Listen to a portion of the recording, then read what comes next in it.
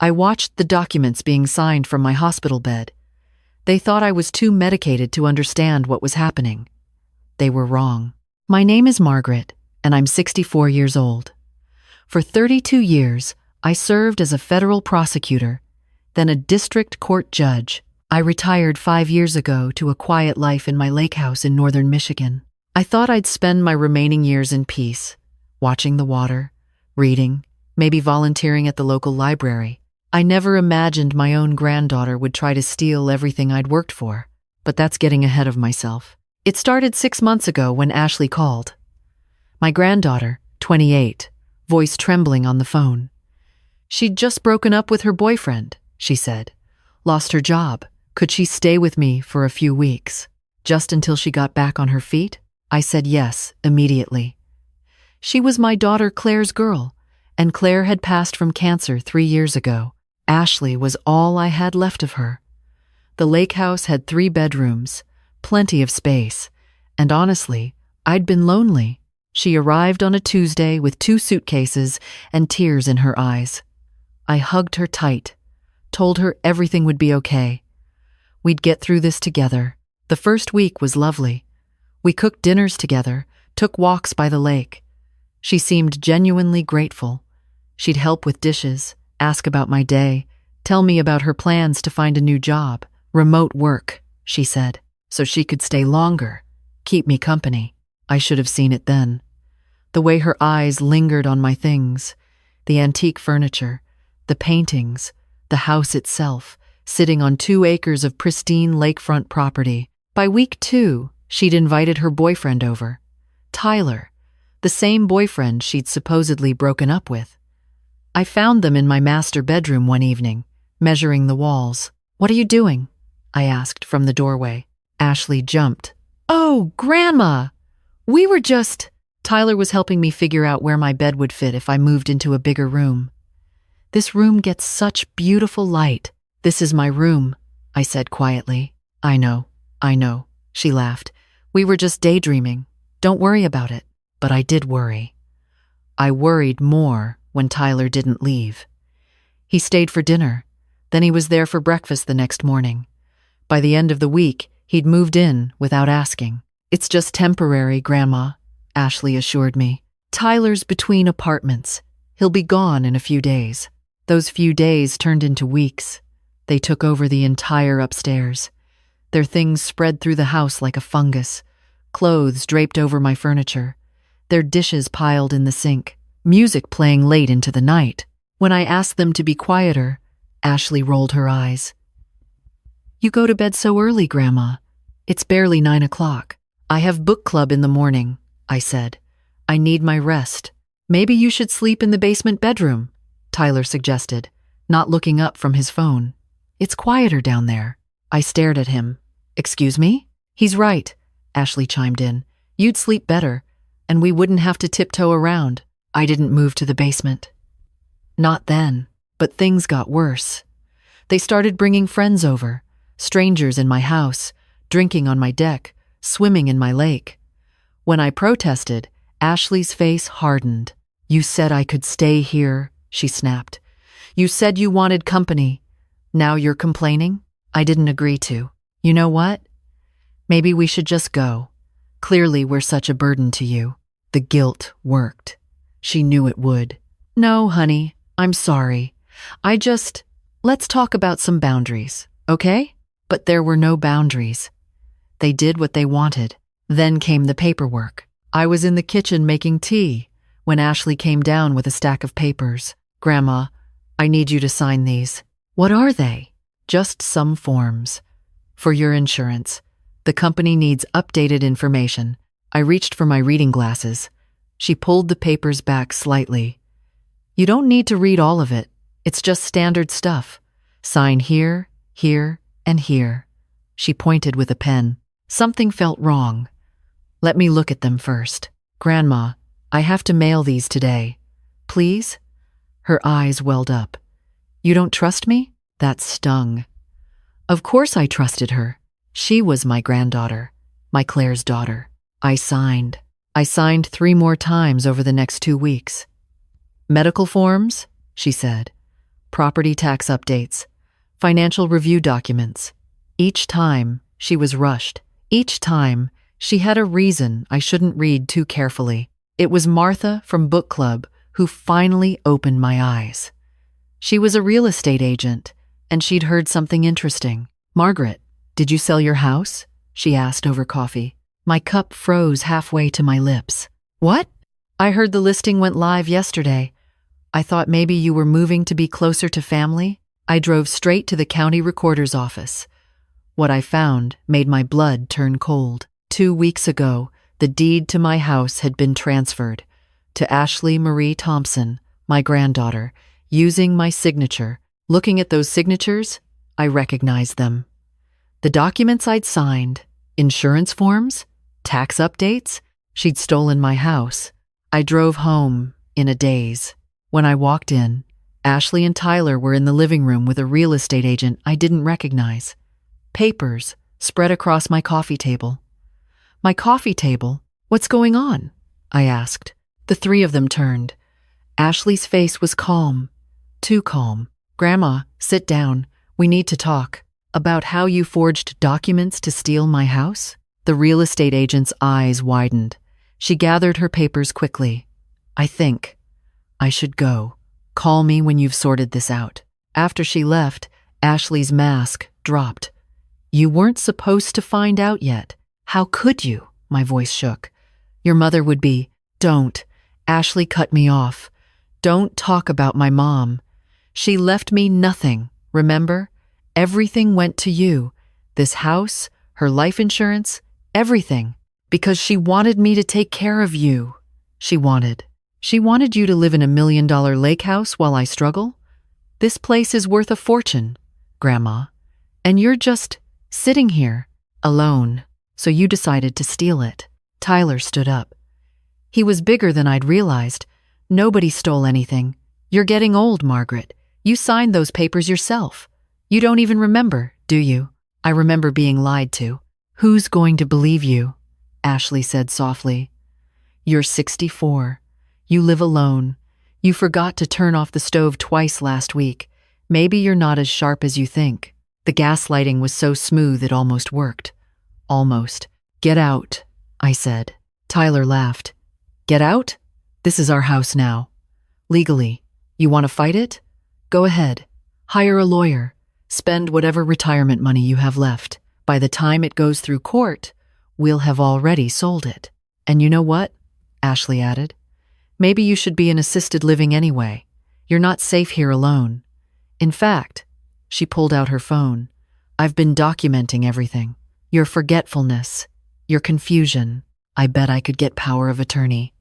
For your own protection." I felt dizzy. This couldn't be happening. That night, they locked me out of the master bedroom, my bedroom. I stood in the hallway, hearing them laugh inside. I heard Ashley say, "She'll be gone by the end of the month, one way or another." I went to the basement, not because they told me to, but because I needed to think. The next morning, I felt ill, nauseous, dizzy. At breakfast, I collapsed. Tyler called an ambulance, but I heard him whisper to Ashley, "Perfect timing." At the hospital, they ran tests. Couldn't find anything conclusive. "Might be stress," the doctor said. "Maybe early signs of cognitive decline." They wanted to keep me overnight for observation. That's when Ashley showed up with more papers. "Just some medical power of attorney forms," she said sweetly, a nurse watching. "So I can make decisions if you're not able to." The nurse smiled. "That's good thinking. You're lucky to have such a caring granddaughter." I looked at those papers, at Ashley's perfect, concerned expression, at the pen she was holding out, and I signed, but not my signature. I signed it 3 inches to the left of the line, deliberately. Any forensic document examiner would see it was signed under duress or without proper reading. After Ashley left, satisfied, I used the hospital phone, not to call the police, not yet. I called a number I hadn't dialed in 5 years. My old chambers clerk, Daniel. He'd moved to the FBI's white-collar crime division. "Judge Thompson?" He sounded surprised. "Is everything okay?" "No," I said. "I need help. "Can you come to St. Mary's Hospital?" He was there in 40 minutes. I told him everything. Showed him the documents I'd photographed on my phone before Ashley filed them. Explained the timeline. Daniel's face grew darker with each detail. "This is elder fraud, document forgery, possibly identity theft." He paused. "Judge, I need to ask, are you absolutely certain she's your granddaughter?" "I spent 32 years examining evidence," I said.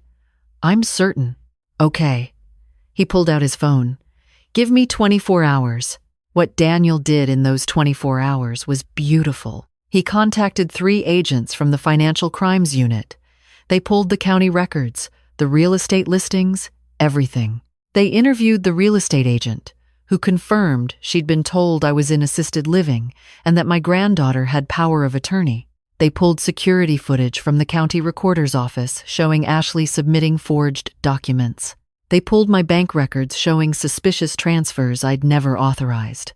And then they found something else. Tyler had priors. 3 counts of elder fraud in 2 different states. He'd done this before. Found vulnerable older people, gained their trust, stolen their assets. He'd done 6 months in Nevada for it. Ashley knew.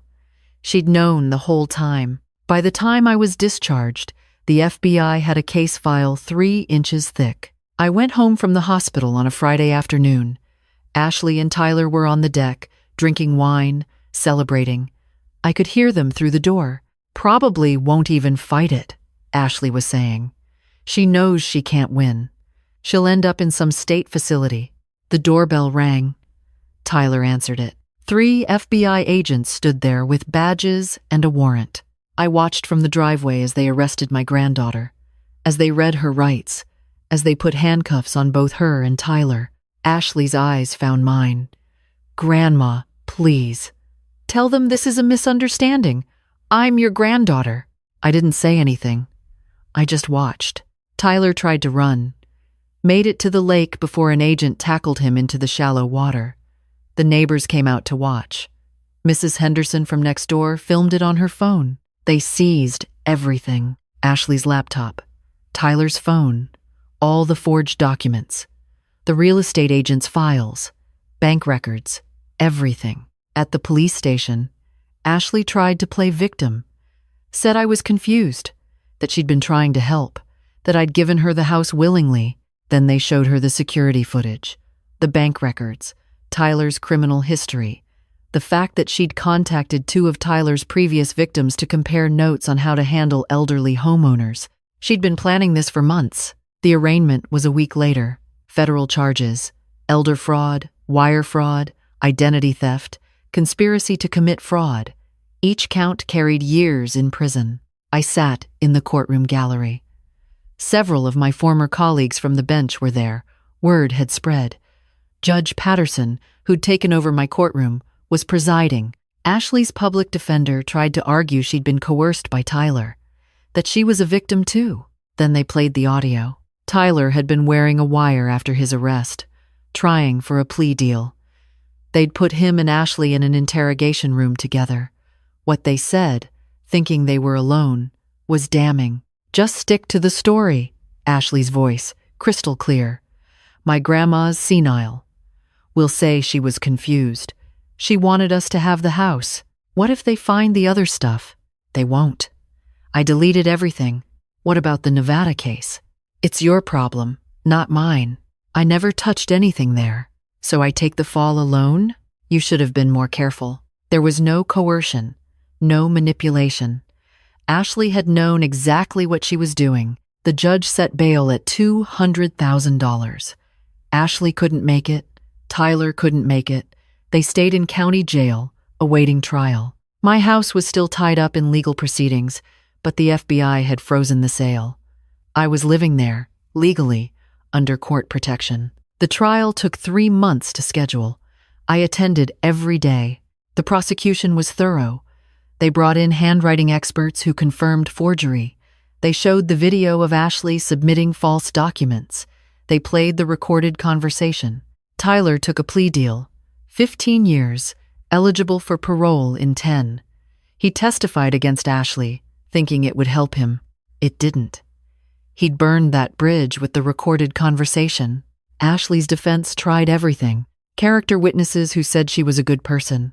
Her father, my ex-son-in-law, testified that she'd been under financial pressure, that she'd made bad choices but wasn't a bad person. The prosecution asked one question. Did financial pressure force her to forge documents? To gaslight her grandmother? To plan this for months? He had no answer. The jury deliberated for 4 hours. Guilty on all counts. At sentencing, Ashley finally broke down. Cried, apologized, said she didn't know what she'd been thinking, that she missed her mom, that she'd been lost. Judge Patterson was unmoved. Miss Thompson, you didn't make a mistake. You committed calculated fraud against your own grandmother, a woman who opened her home to you in your time of need. You showed no remorse until facing consequences. The court sentences you to 12 years in federal prison, followed by 5 years supervised release, Ashley screamed. Had to be restrained by bailiffs. She looked at me as they dragged her out. I didn't look away. After the trial, Daniel walked me to my car. How are you holding up, Judge? I'm okay, I said. And I was. You know, he said, most victims don't see justice like this. Most are too scared or too confused to fight back. You saved yourself. I spent 3 decades putting criminals away, I said. I wasn't about to become a victim in my own home. He smiled. The Bureau is grateful. Your case led us to 3 other victims of Tyler's, elderly people in Arizona and Nevada who'd been too ashamed to report it. We're helping them get their assets back now. That made it worth it. I still live in the lake house. Alone, yes, but by choice now. I had all the locks changed, updated my estate planning with an attorney I trust, set up safeguards so this can never happen again. Sometimes I think about Ashley in prison. Wonder if she understands what she did, if she's sorry, really sorry, not just sorry she got caught. Then I remember her voice on that recording. My grandma's senile. We'll say she was confused. And I stop wondering. The lake is beautiful this time of year, peaceful. I have my book club, my volunteer work at the library. Martha visits twice a week for coffee. People in town treat me differently now. Not with pity, but with respect. Word spread about what happened, about how I fought back, about the FBI investigation. An elder law attorney in town asked me to consult on fraud cases, help other seniors recognize the warning signs. I said yes. Last week, I gave a talk at the senior center, taught them what to look for. Family members rushing paperwork, asking for signatures without explanation, isolating them from friends, taking control of finances gradually. Afterward, an 80-year-old woman approached me, said her nephew had been acting strange, asking suspicious questions about her will. I gave her Daniel's card, told her to trust her instincts. She called me yesterday, said she'd confronted her nephew, and he'd confessed, had been planning to forge a new will. Thanks to my talk, she caught it early. That's 3 families I've helped now. Maybe this is my purpose in retirement, not relaxing by the lake, though I do that too, but using what I learned, what I survived, to help others. People ask if I miss Ashley, if I regret sending my own granddaughter to prison. The truth is, I miss who I thought she was. The little girl who used to visit on summers, collecting rocks by the lake. The teenager who called me for advice before college. But that person was either gone or never existed. The woman who forged my signature, who gaslit me in my own home, who said let her rot, thinking I couldn't hear that woman deserved exactly what she got. Sometimes, late at night, I think about that moment in the hospital, when Ashley handed me those papers with such confidence, such certainty that I'd sign anything, believe anything, because I loved her. She was wrong. Love doesn't make you blind. And kindness isn't weakness. I'm 64 years old. I spent my career fighting for justice. I wasn't about to stop just because the defendant was family. The sun is setting over the lake now, painting the water gold. I'm on my deck with a book and a glass of wine. My house, my peace, my life. exactly as it should be. And if anyone else tries to take it from me, they'll learn what my granddaughter learned. Don't mistake kindness for weakness. And don't underestimate a woman who spent 32 years outsmarting criminals. Some lessons you only learn once.